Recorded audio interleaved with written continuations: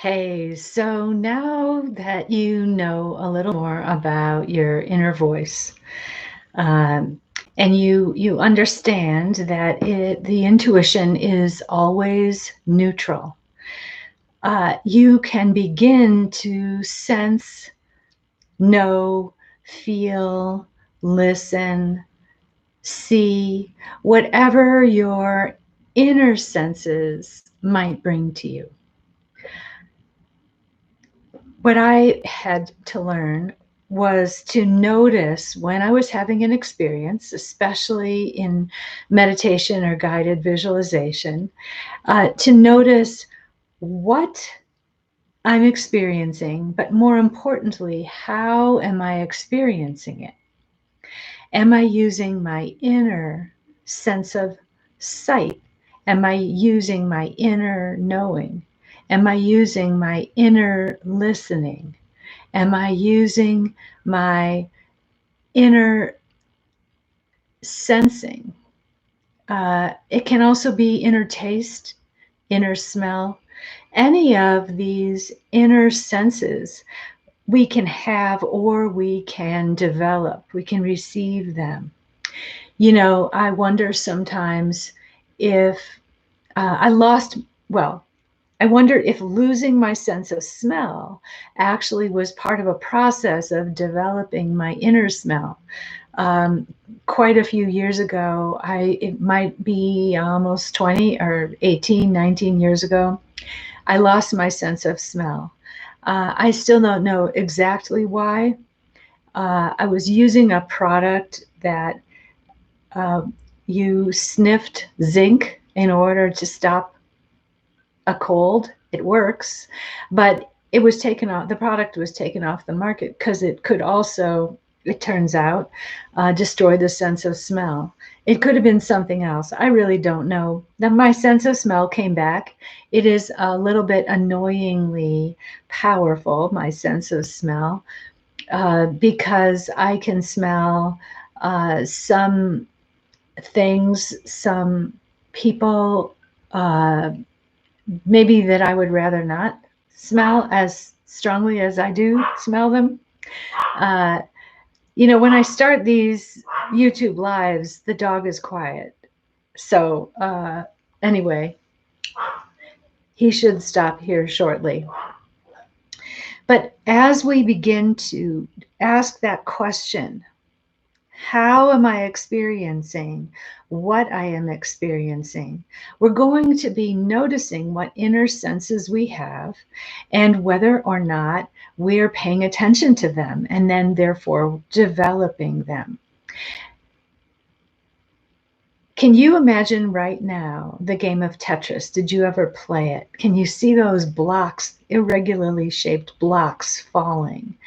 I can, and I can feel my anxiety go up as, you know, one of those really difficult sizes, shapes rather, comes down. Can you imagine the room you're in? Can you practice doing that? That will help you with inner vision if you have it. Some people don't seem to have inner vision, but most of us do because our visual sense may have been overstimulated by our environment. Because we see so many things all day. We see things on our phone, our computer. We've been watching television. We've been watching screens, most of us, for our whole lives. We don't understand that our conditioning actually allows us to create a 3D image that we consider real on a screen. Did you know that primitive people who have never been exposed to screens, they just see blobs of color or black and white, depending. I remember when I was meditating a lot, certain billboards stopped me from being able, I couldn't understand them. I couldn't decipher them. There was a billboard um, that was from the Beef Council or whatever, called Beef, It's What's for Dinner, that was on Colorado Boulevard in Denver for years. I wasn't able to figure out what I was looking at. And it was only after I stopped meditating as much that I could discern that it was a steak on a grill with coals as part of the picture. So you have actually gone through a lot of conditioning to be able to perceive what is on the screen as being real and three-dimensional. You can condition yourself to experience any of your senses in greater depth, acuity. Think about a sommelier who has developed their sense of taste by tasting wines. Think of a perfumer who has developed their sense of smell. Now, they may have started with a powerful sense of taste or smell, but then they developed it further. So, as you notice when your senses are working and to what degree they are working, you then can also develop them as and sense them in your inner world. Can you close your eyes? Can you be in a quiet room and think of a piece of music and have inner hearing?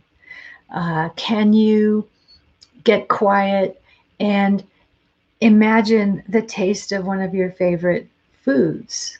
Can you imagine right now the taste of lemon? You can do that with each of the inner senses, as well as inner knowing. My son and his son, my grandson, they both can do math in their head.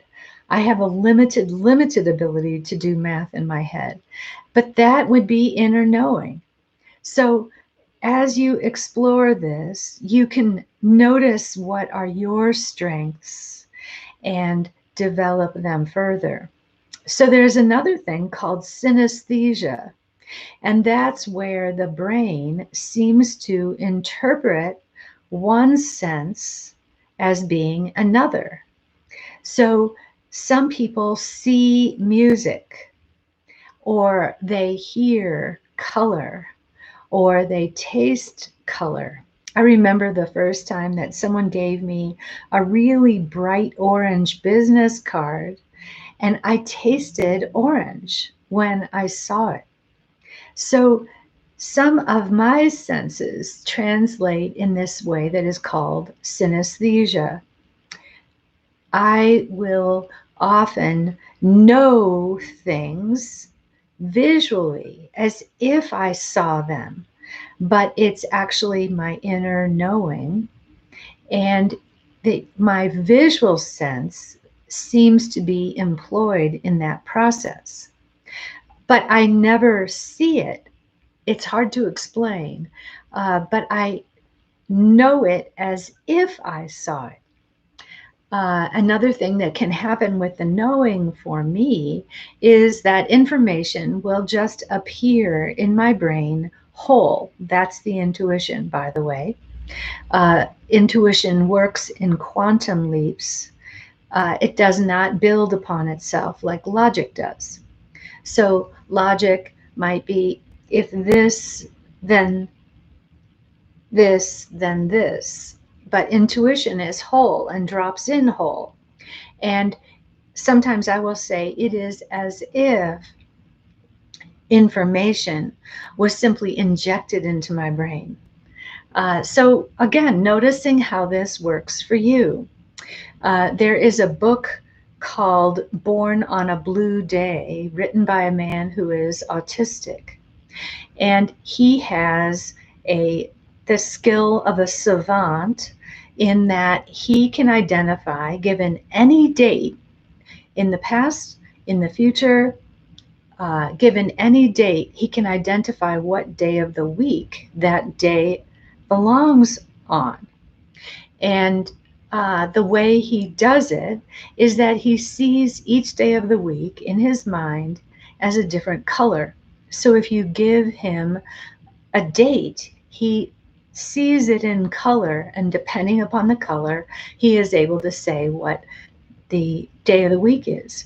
Now, if you were to do that by hand, manually, you would have to do a series of calculations that are apparently complex. I don't know what they are, to come up with what day of the week a particular date would be.